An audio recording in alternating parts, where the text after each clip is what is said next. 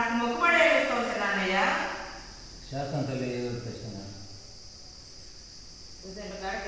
చూడు తల్లి, స్వార్థాసలో ఒక నిర్ణయ సౌభాగ్యం అనుసంధానికే సాధన చేసిన అన్నయ్య నాకు.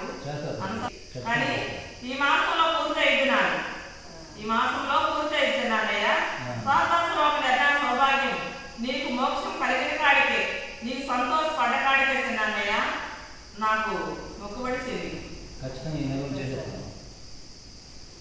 తలకడో కాపు నిర్ణయానికడో డోలు పడేసిన అన్నయ్య ఒక పేరు వేపిస్తాను.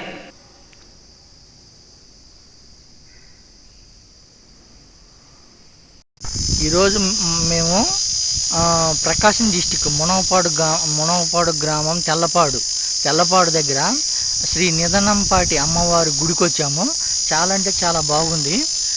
అదేవిధంగా పాపం గుడికి సంబంధించి అన్నదాన కార్యక్రమానికి అన్నదానము సత్రం అయితే ఒకటి కట్టారు చూడండి. చాలా పెద్దది, అంటే చాలా భారీ స్థాయిలో కడుతున్నారు.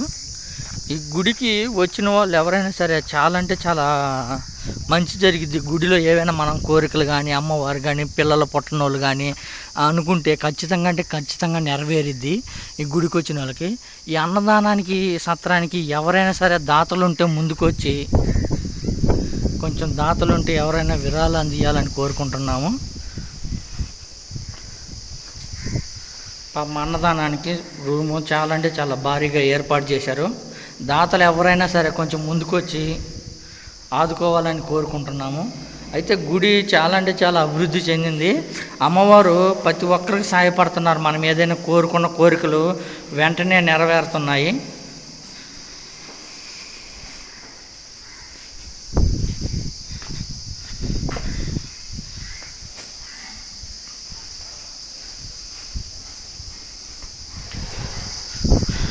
గుడి పక్కనే అన్నదాన శాస్త్రం.